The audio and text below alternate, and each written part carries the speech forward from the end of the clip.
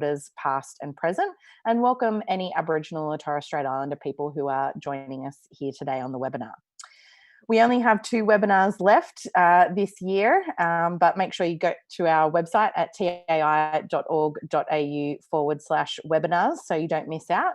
On Thursday, we'll be talking to Nobel Prize economist Joseph Stiglitz about regulating big tech, and then next week we're talking to Laura Tingle about her new quarterly essay. Just a few tips before we begin to help things run smoothly today. If you hover over the bottom of your Zoom screen, you should be able to see a Q&A function where you can ask questions of our panelists, upvote questions from other people, and also make comments on other people's questions as well.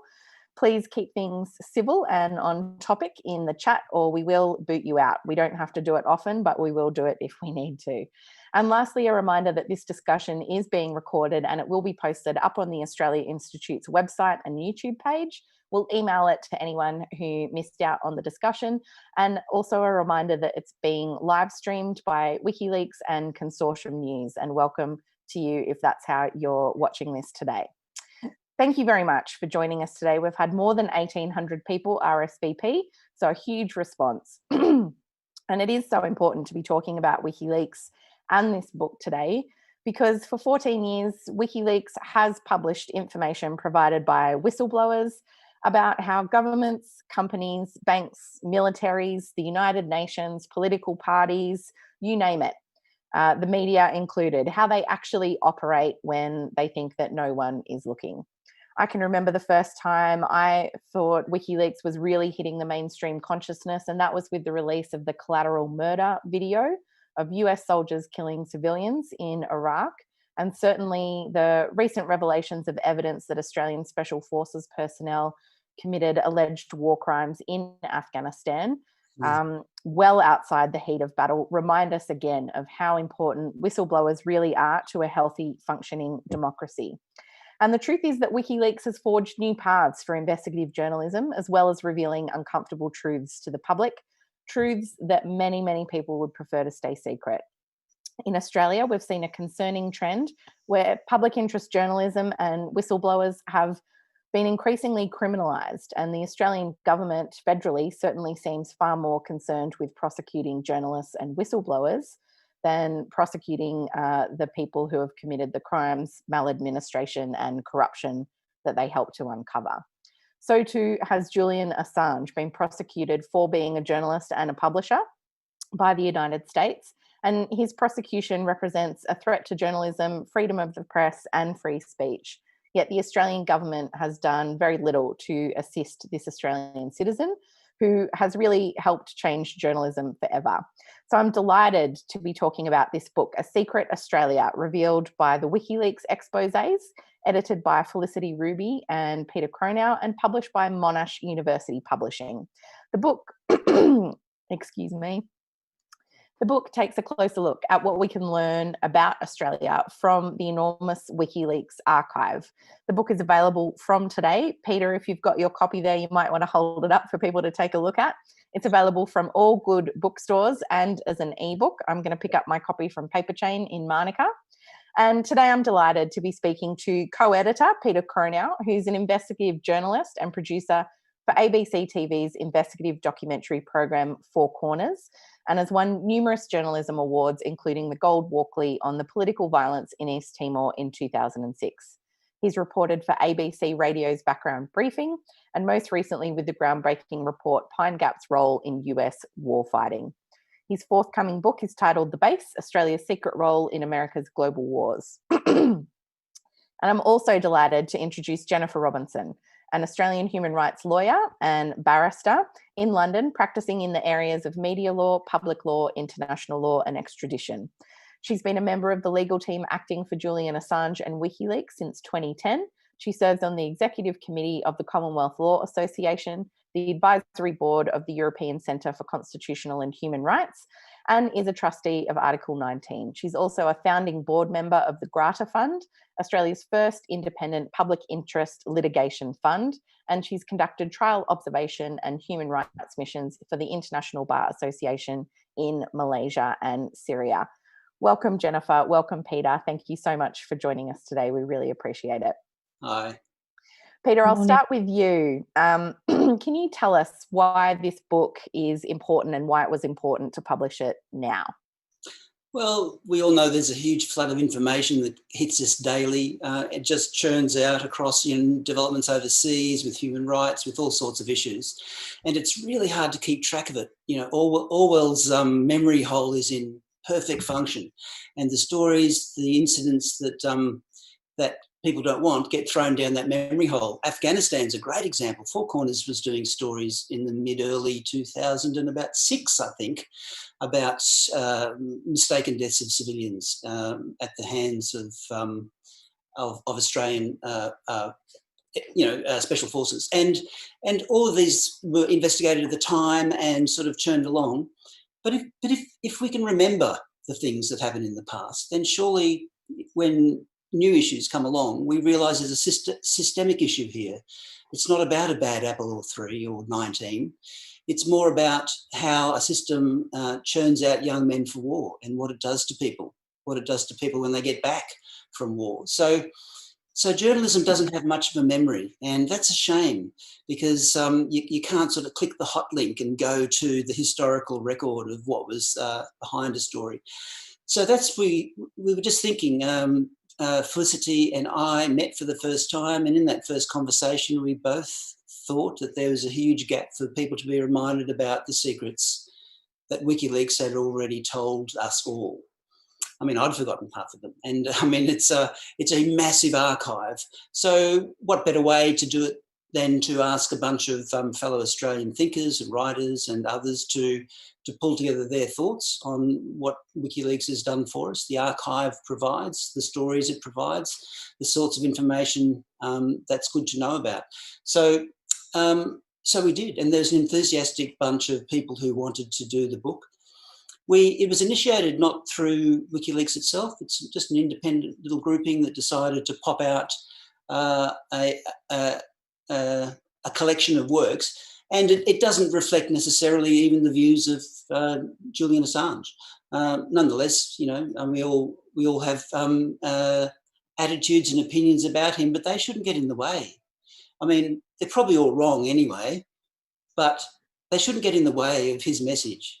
I mean, he doesn't want to talk about himself. He wants to talk about the information he's getting out there. So I think the book, by reminding people of some of the things that we've learned, of how Australia is manipulated in many ways, with trade, with military issues, with all sorts of issues, and the way that we are expected to nod and go along. I think reminding us of all of that empowers us. It sets our minds open for countering the next thing that happens. So when we know that Afghanistan government, the Taliban, back in 2002, offered to hand over bin Laden for trial in Europe, but it was knocked back by George Bush, we kind of think, well, hang on, when the next war comes along, will there be a way out that we haven't had told to us in great detail? So I think it empowers people. It empowers people, knowledge empowers people to put the demands upon our government. If it's a democracy, it should be able to withstand some tough questioning. It should be able to withstand some investigative journalism. Apparently not, because there's been raids and threatened arrests and all the rest of it. So, but in the great traditions of investigative journalism, of activism, there needs to be information provided to people for a democracy to work. So, absolutely, so that's where that came from. And we hope the book gets into lots of Christmas stockings. Certainly, it makes for an interesting read. I'm about a third of the way through already, and there's certainly stuff in there that I had forgotten. Jennifer Robinson, you wrote the first chapter, but before we get into kind of what you talked about West Papua there, as a part of Julian Assange's legal team, I just wondered to really start us off. A lot of people have questions about where that's up to and where that's headed. Where do things stand with Julian Assange's prosecution at the moment? Well, first, thank you for hosting, Ebony. Thanks to the Australia Institute, and a huge thanks to Felicity and Peter for all of their hard work on putting this book together. In terms of where Julian's case is at, we've now had all of the evidential hearings. We're in the final stages of the closing written submissions, and a judgment is due on the 4th of January. Of course, just by way of brief summary, I'm sure most people know the brief facts, but he faces 175 years in prison for the very same publications which are written about in this book, and for which he's been nominated for the Nobel Peace Prize, won the Walkley Award for Most Outstanding Contribution to Journalism, and the Sydney Peace Prize. That's how stark this case is. He is currently in Belmarsh Prison, which is the highest security prison in this country, where he is on a ward where there's been a COVID outbreak. So he is effectively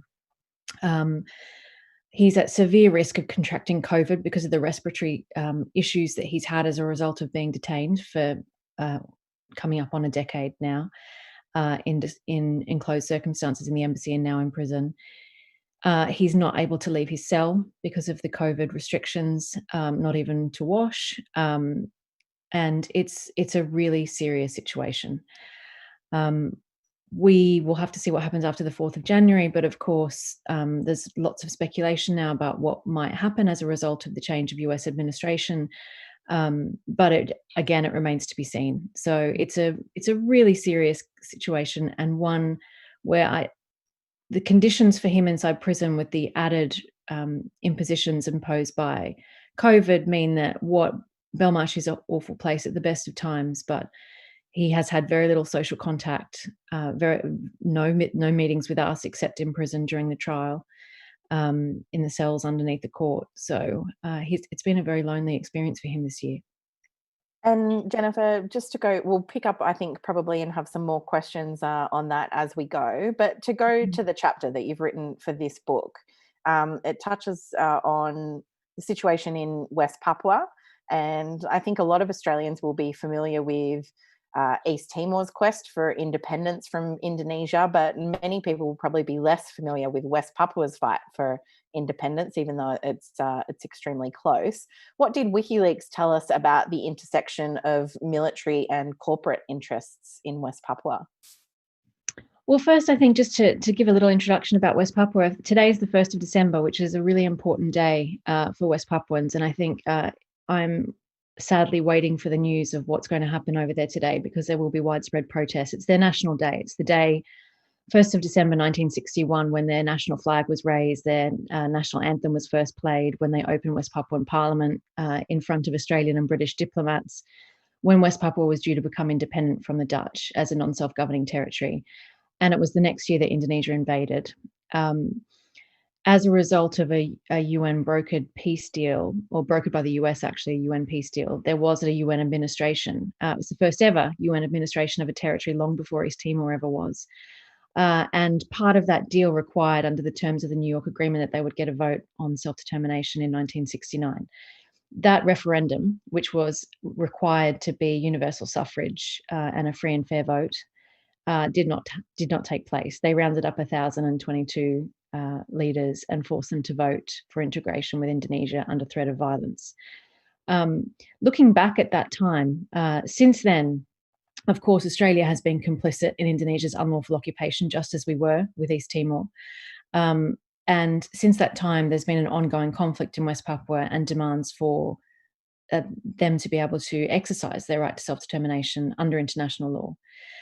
So today is a really important day for them. They've just announced a provisional government, which is a wholesale rejection of Indonesia's unlawful occupation, a demonstration of their desire to self-govern, and an assertion of their right to self-determination. But what will likely happen is a severe blowback in terms of Indonesian military and police response today in response to protests. So I'm anxiously awaiting news of what's going to be happening on the ground.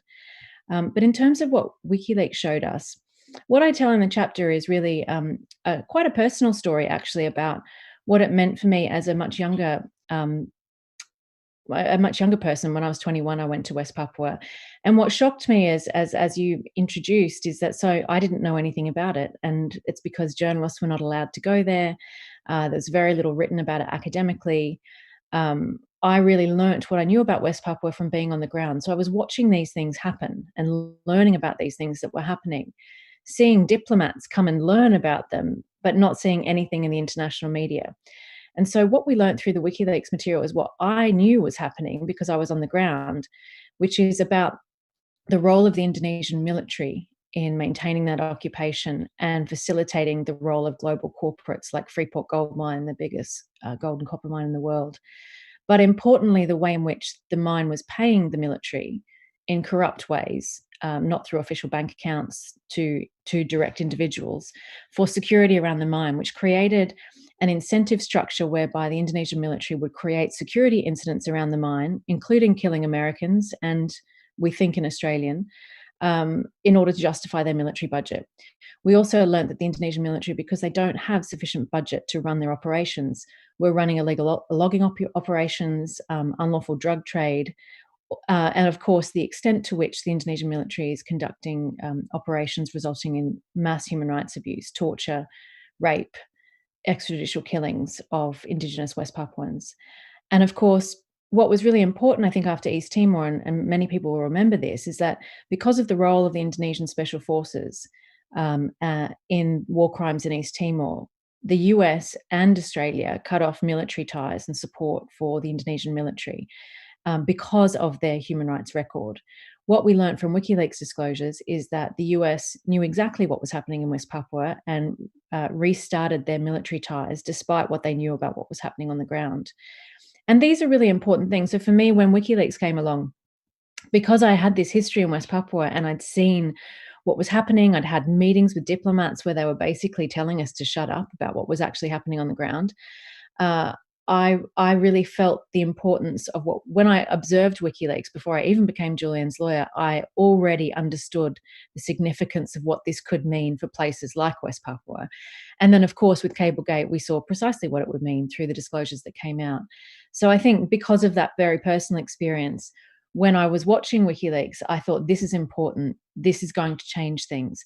And when we have documents that tell us this is happening, it can make so much of a difference for people on the ground, for us as human rights lawyers, our ability to hold governments to account.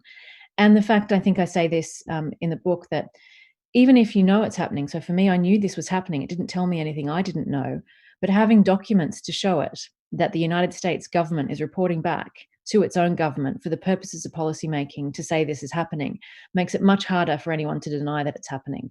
And that is really, really important.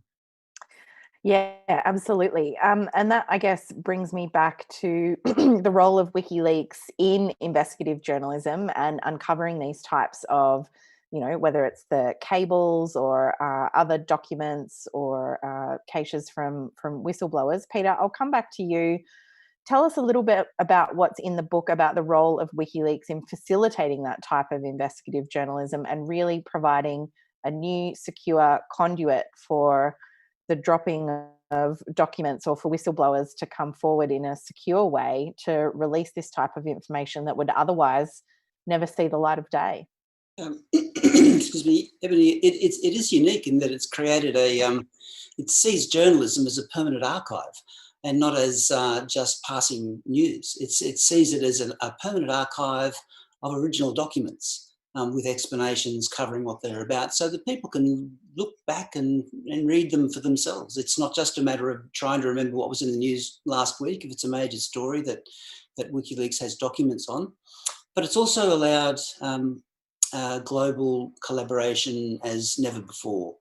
As you know, the Afghan war logs were spectacularly shared amongst numerous papers in Germany and Britain and the United States.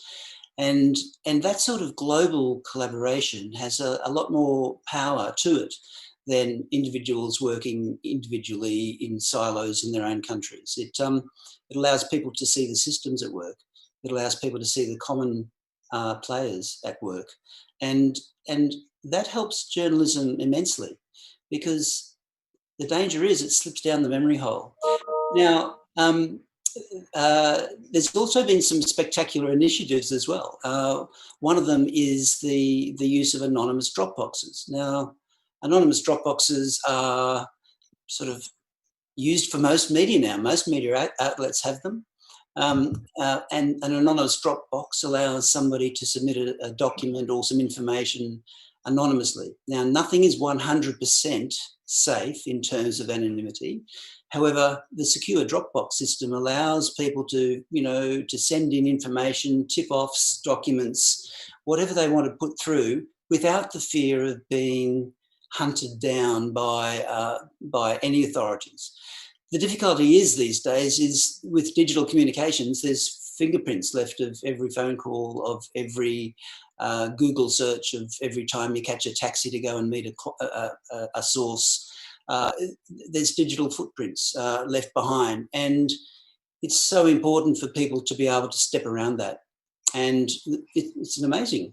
It's kind of an assumed part of all major media outlets now, but it's a terrific WikiLeaks initiative. Even the ABC has Dropbox now, has had one for about 18 months or so. And without these new techniques, we will be steamrolled by the surveillance state. It is so powerful, as we've learnt from the disclosures of Snowden, that unless we take steps, we're going to lose the ability for people to come forward if they have got concerns about issues happening that don't have a proper response through proper channels, such as the Afghanistan revelations that came initially, I think, through David McBride. And he's now in court, obviously, fighting for his freedom to try to stay out of jail for telling us what we all know and has now been reported by the Inspector General of the ADF and has been released to the public. And nonetheless, he's been left behind and is fighting that fight. Now, that journalists were also targeted over reporting of Afghanistan. Clearly, Julian's one of the largest things he's put information out about and written about himself has been Afghanistan. In other countries, Afghanistan has also been very sensitive, with people such as Nikki Hager in New Zealand copying a very close look by his intelligence agencies. In Australia, we know journalists are being raided, are being surveilled, their workplaces are being raided.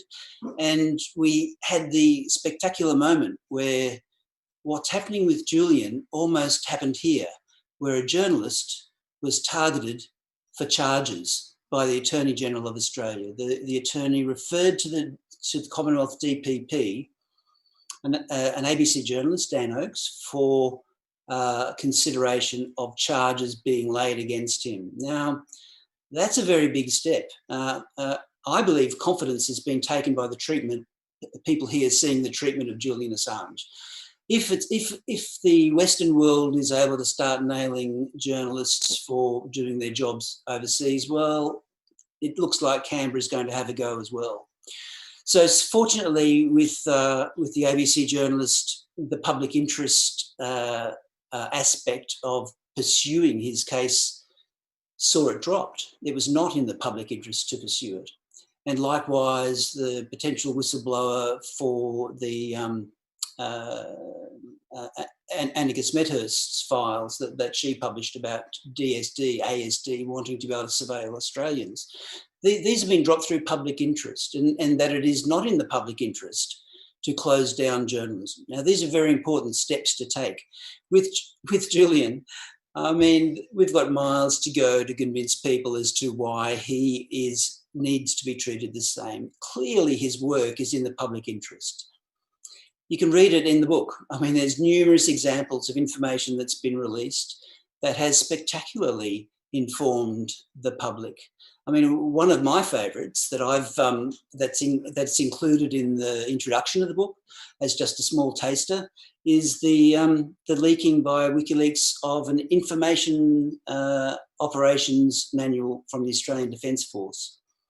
And that information operations manual, it was leaked. It's been on the WikiLeaks website for ages, but no one picked it up. There's been no mainstream reporting that I've been able to find. But what it sets out is how the public relations, public affairs section of the Australian Defence Force acts, and it, quote unquote, to avoid restraints on its actions in conflicts overseas.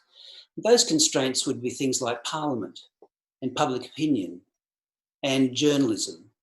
So therefore, a lot of money gets spent for defence public affairs. We have a lot of launches of new equipment, of ships and displays of planes, and we have embedded journalists, we have, marching bands and whatever. But we have to know that money and effort is also being put into ensuring the Australian public doesn't take a negative view of what the military does. And spectacularly, that document also says that it's that the reason they wanted to do that is to impress the international community that Australia can still make a contribution.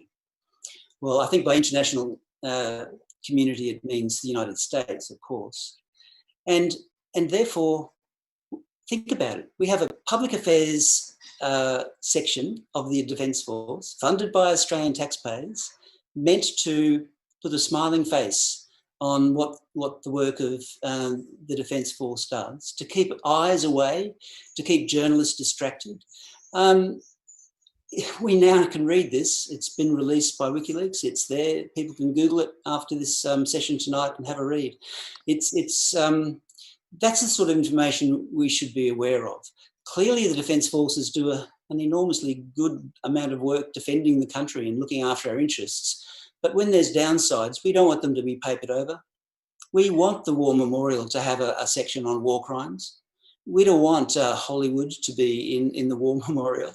But the brief for public affairs, information's operation on the Australian public, is a shocking concept. And I think people wouldn't know about it, wouldn't know the black and white of it, would suspect, but wouldn't know the black and white of it by a document. You can print it out and put staples through it and keep it as an example of how this happens, how the propaganda is run across the Australian public, how narratives are being set.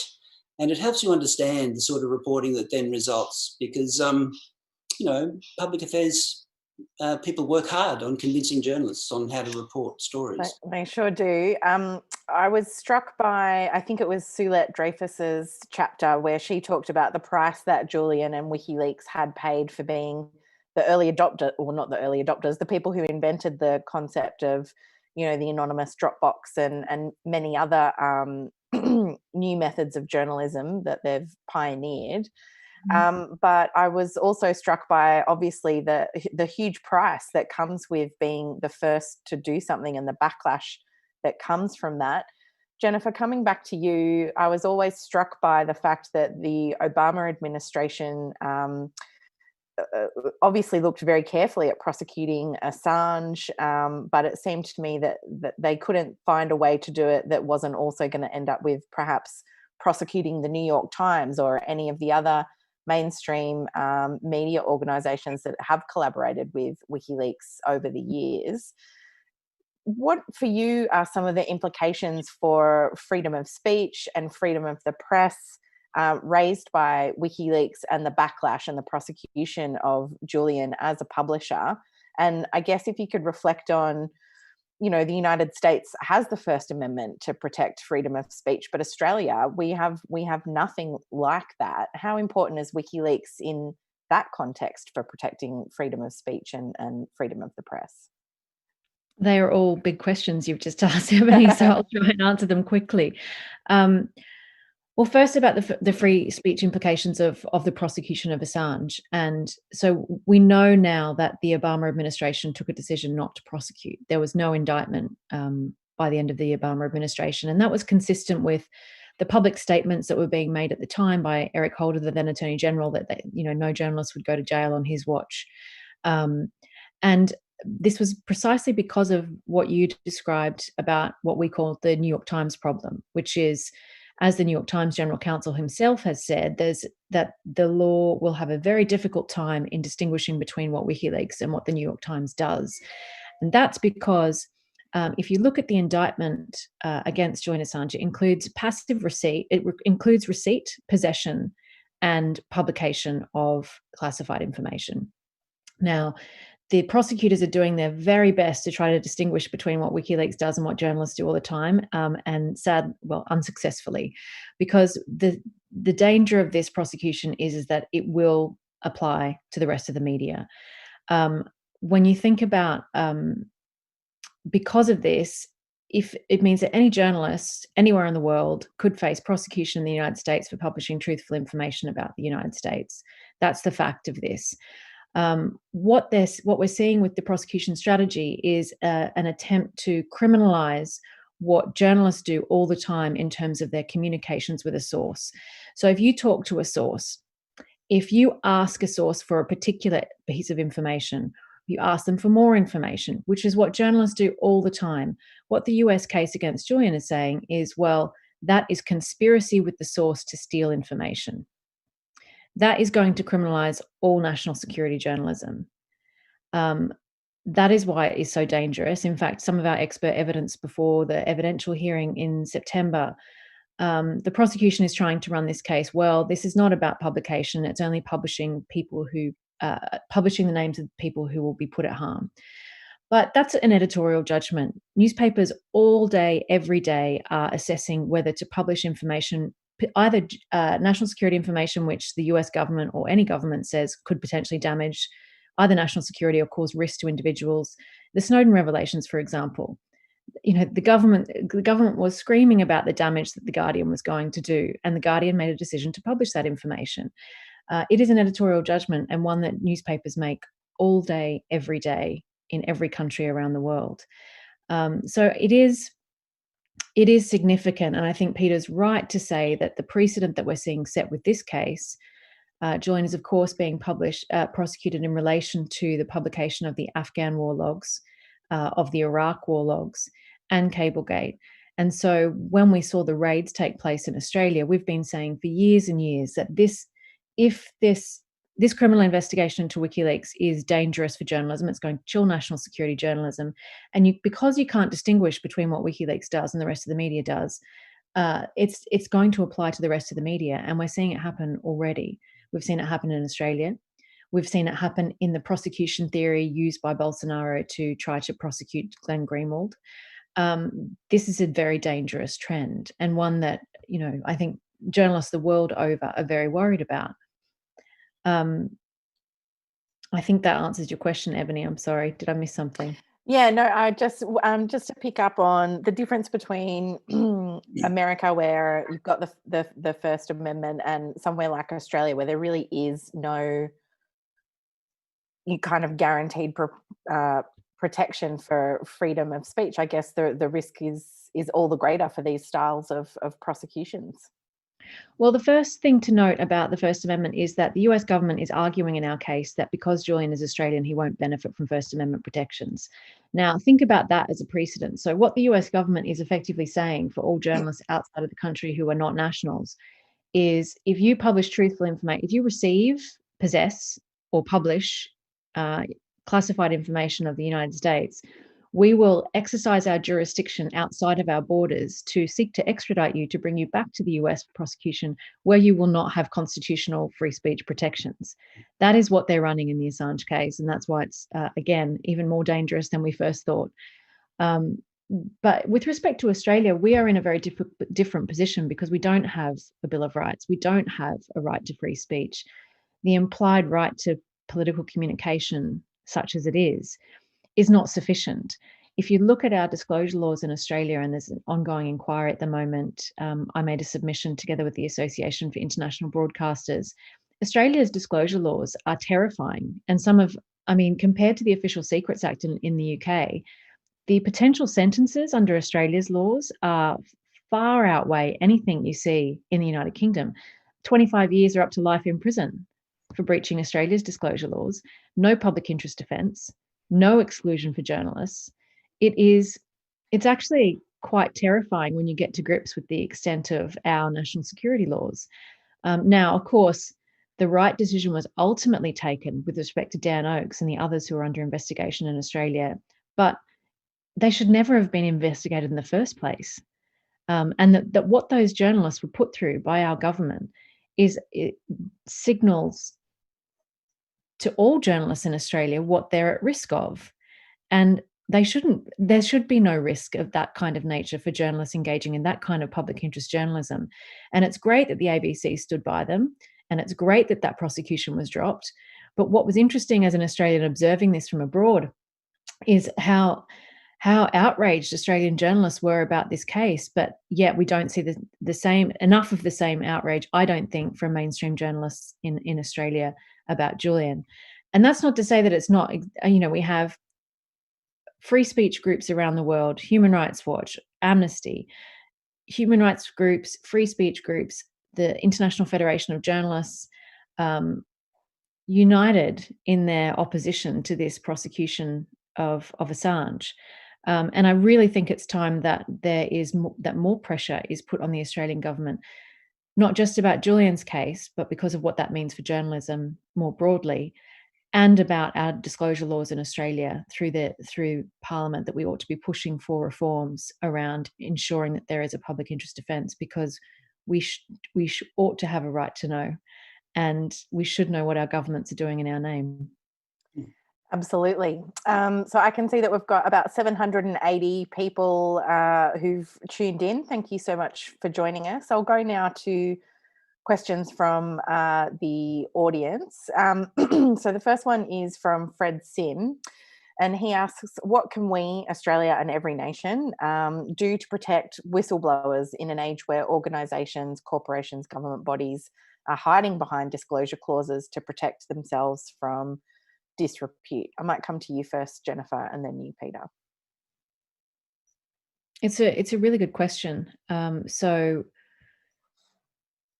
I think using WikiLeaks technology is one excellent way of starting. So, I mean, as we discussed earlier, and as Sulette explains in her chapter in this book, the anonymous Dropbox model that WikiLeaks created that's precisely why it's so important, because it provides a secure tool by which sources can come forward and submit material anonymously to protect their identity. Now, why is that so important, and why has it been considered so revolutionary, to the extent that now it's been adopted by media organizations and government agencies around the world?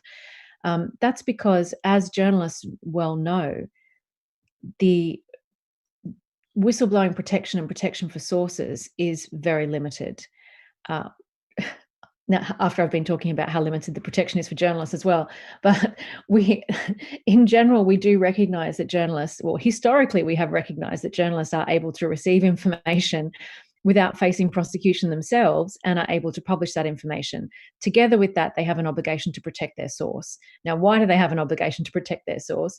Because we recognize that if sources are going to face prosecution for having released information, there will be a chill on public interest leaks, and that is a legitimate interest in a democratic society, protected where I live by the European Convention under Article 10, in Australia, not so much. And so I think it's this protection of the identity of whistleblowers to protect them from prosecution, which is so important, which is why the technology that WikiLeaks provides, I used to say in talks about it, provides a level of protection that the law doesn't. And that's why it was so revolutionary, because a journalist could be forced to reveal the name of their sources in court by court order or face contempt proceedings. But if you don't know who your source is because they've submitted it anonymously, but you can verify the document, then it's still reportable. But that protects whistleblowers. So I think that's why WikiLeaks has been, and the technology that they've created and introduced to journalism is so important. Peter, do you want to add anything to that?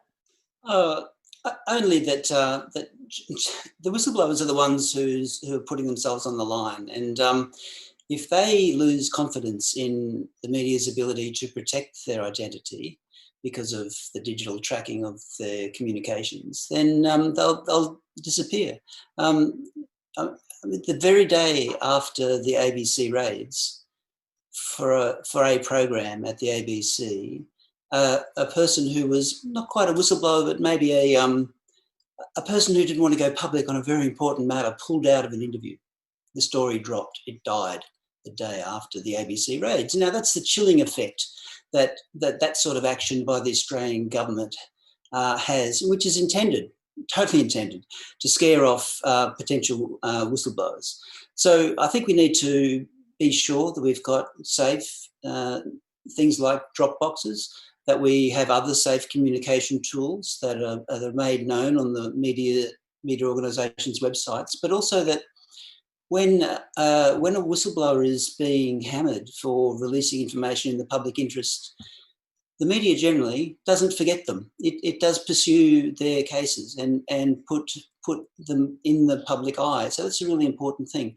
What can individual people out there do? Lots. They can talk, they can use their voice, they can organise, they can take actions, they can ring, they can phone, they can write letters to the editor, there's a whole bunch of the traditional lobbying tools that people can do. They can ring their local member and say, are you a supporter of whistleblowers being thrown into prison? I mean, ask them the questions. Are you in favour of transparency? Well, why aren't you helping whistleblowers? You know, why is the hero of the Afghan leaks in Australia facing jail? I mean, just ask a politician that. What are they going to say? Yeah, Peter, I did just want to come back and, you know, you've obviously been in the ABC for many years and, you know, without asking you to dump on your colleagues, I certainly have been, like Jennifer said, a little bit shocked by some of the reaction from the Australian media to Julian's case. And there seemed to be, you know, a little while back, a great deal of discussion about whether or not he even was a journalist without necessarily considering the implications of whether or not you think he is. If he gets prosecuted for this, you know, what does that say about journalism and put journalism under threat? How do you think the Australian media overall has reacted and do they need to be doing more, particularly in light of the raids on the ABC, you know, the prosecution of whistleblowers that we're seeing? It's all in, you know, quite a boiler of an atmosphere at the moment. Look, I think the raids on the ABC, terrible though they were in terms of what it says for our democracy, really opened the eyes of a lot of journalists as to what's going on and showed that the sort of treatment of Julian Assange is happening here. And I think a lot of journalists at that point realised that what Julian Assange and his supporters had been saying for so long was true. And they were seeing it happen. We actually got out there and watched the federal police in our building at the ABC, and John Lyons live tweeted the raid and the downloading of files. It was a huge moment for ABC journalists to see this happening to ourselves, and for the first time, journalists, News Limited, ABC, and others united in a call for proper protections for journalism. So why do journalists not care about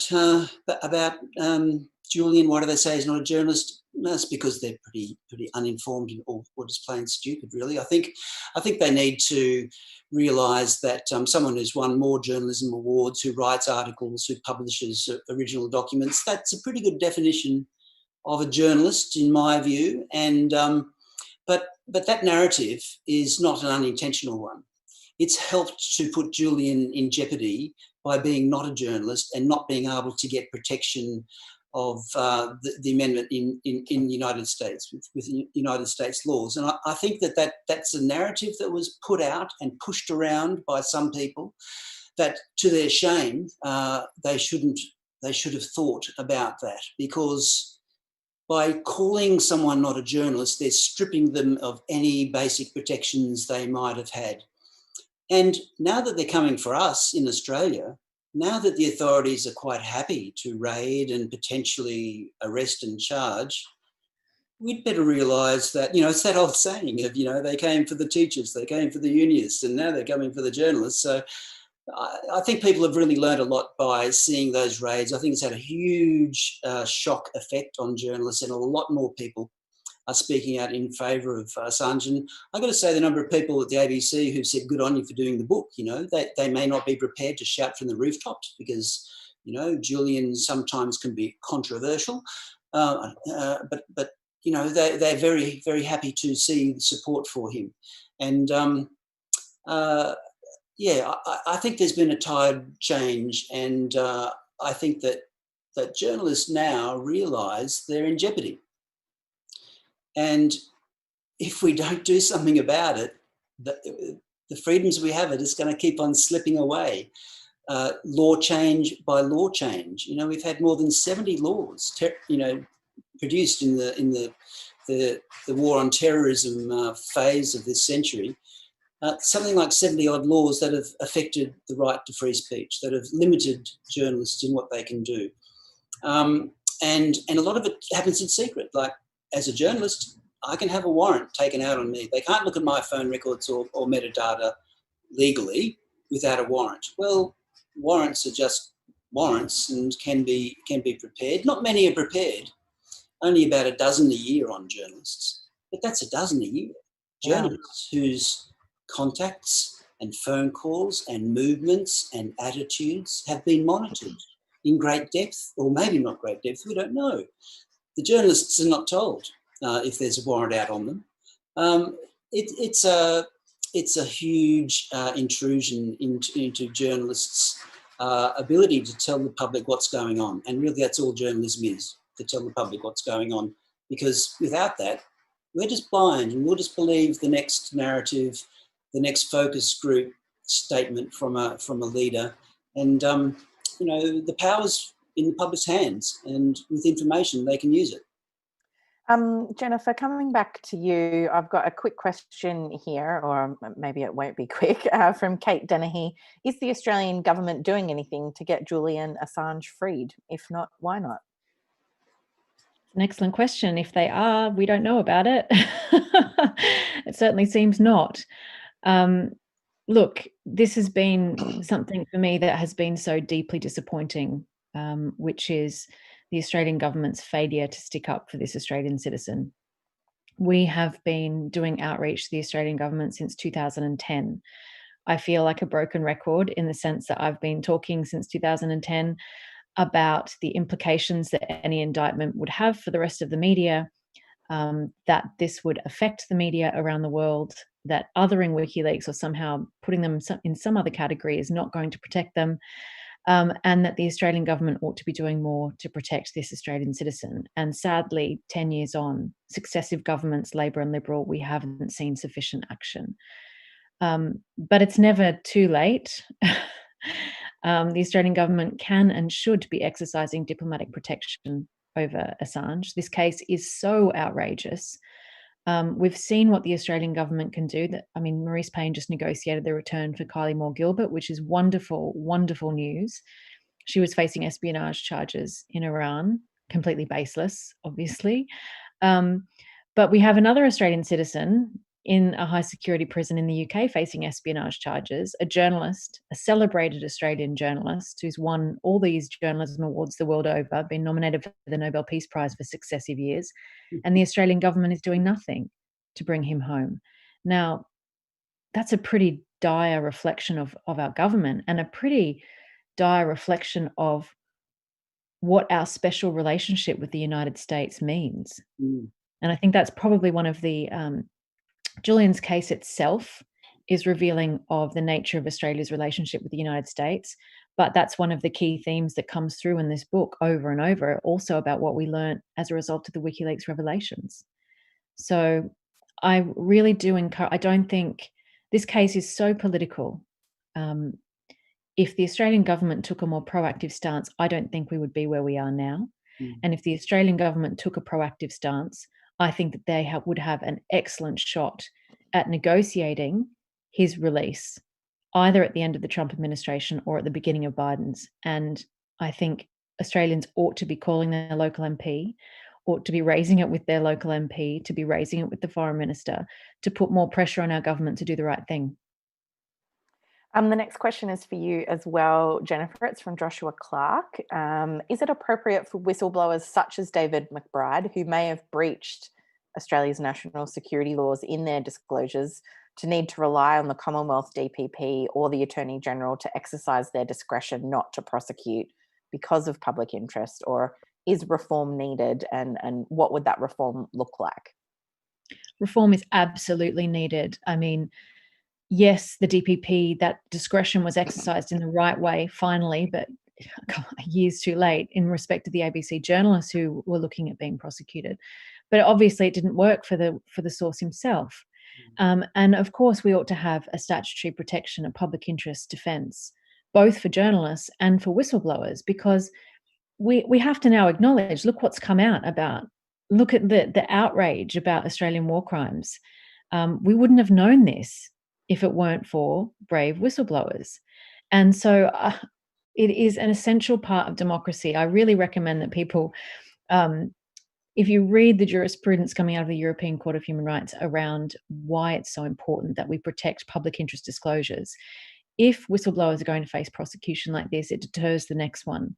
And so what won't we know about the next Australian war crime? And so absolutely there needs to be some sort of reform to protect principled leaking. Speaking of principled leaking, I really thought Paul Barrett's chapter on, that there is a role for secrecy in government, but equally whistleblowers are actually an important kind of safety valve as well. Peter, I'll come back to you. What are some of the other really interesting concepts teased out in the book that you think people might find surprising or unexpected, or an insight that they maybe hadn't thought about, or Well, that one you just mentioned is an excellent point, and that is, what is a secret and what is highly classified, what can't be told to the public. There's thousands and thousands and thousands of documents. Paul Barrett has written about this, and others have spoken about it, that are classified as routine and really don't hold any secrets that could be putting Australia at danger if they were released. However, they're a way of avoiding embarrassment. They're a way of providing transparency into the favours being done by government to outside organisations. It would just reveal how the power is working. So most of those classified documents don't actually give away national secrets. I mean, like the Bernard Collaery case, you've got an example there where, what are they going to leak? How the bugging was done in Timor? Well, that was 18 years ago. I mean, I think they would have improved the techniques since then. It's more about embarrassment, and so many documents are slammed away in the archive as being classified than really needs to be. And that's why journalists have now got their own archive of leaked material. There's a few organisations around the world that do this, but Wikileaks has got the biggest one. And that's a sensational change in that we can find out things such as the work of the US Embassy in Canberra. I mean, some of the things they've been up to, people have speculated about for years with the overthrow 50 years ago of the Whitlam government. People suspected what might have happened. But now we have documents that state what the US Embassy staff have been doing with members of the Labor Party, with members of industry and the Liberal Party as well. But they've been talking to protected sources within the Labor Party, developing profiles of who can be the next leader to step in if the current leader was to be shoved out of the way. I mean, there's some spectacular pieces of information that remove allegations of conspiracy because they're the documents. And that's why leaking of documents and preserving of them and the style of journalism of keeping the documents available forever is such a revolution. You're not relying on a journalist cherry-picking 2 points out of a trove of documents. You're allowing them to sit there and be read by everybody. And people after this can type in the word protected and Labor Party into their search engine, and they'll read all about what the US Embassy has been up in gathering information about how leadership, about how factions work within the Labor Party. And the obvious question, I think Clinton Fernandez in his chapter asked this, the obvious question is, why do they need to know that? So, yeah, look, the releases by WikiLeaks have just peeled back so much of the covering up of various aspects of Australian society that, work your way slowly through the book and think about it as you go, because and spend some time on the website. I'd recommend it. It's fun. Put in people's names. Put in your favourite politician's name and see what pops up, because it's a permanent archive. The National Archive of Australia is wonderful, but it's filtered. It's censored. We saw that with the Palace Papers and the Palace Letters, and WikiLeaks is not. I think it's such a challenge to archivists around the world. It's a challenge to governments. It's a challenge to people in media who want to be the controllers of the narrative, such as people in the Murdoch papers. I think that it's very important that people see through some of the things being said, and you can do it. by just searching in the Wikileaks archive. And it's so important that it continue. And Australia's benefited a lot. Yeah. Just picking up on something Peter mentioned there with Bernard Collaery and his prosecution. Jennifer, I think that really shocked the legal fraternity. We've been talking a lot about journalists being prosecuted for doing their jobs, but there we've got a lawyer being prosecuted for doing his job. But you're really, as part of Assange's legal team, been at the very hard edge of some of the consequences for publishing that kind of material. Can you reflect over those last couple of years on like what has shocked you about this case as you've followed it and been part of it? Where to begin? I mean, go back to 2010 when this all first started. I remember when I first started representing Julian, he said to me before he published Cablegate, you know, they will chase me to the end of the earth and make my life hell. But I have an obligation to release this information to the source and to the public because it's so important about what it reveals about the way the US operates in the world for every single country in the world. And I didn't understand the significance of what he just said or what was about to happen, but he did. What happened? His bank accounts were frozen. WikiLeaks was kicked off all kinds of servers, all the credit cards, basically on the say-so on the influence of US politicians, cut WikiLeaks off from all financial donations, so Visa, MasterCard, PayPal, an Interpol red notice, years stashing through a criminal case that in the end didn't go anywhere, but where he wasn't afforded proper due process. The Australian government threatened to cancel his passport. There was an international manhunt for him.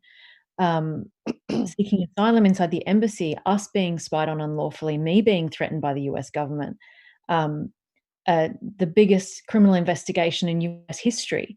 I mean, now an unprecedented espionage prosecution.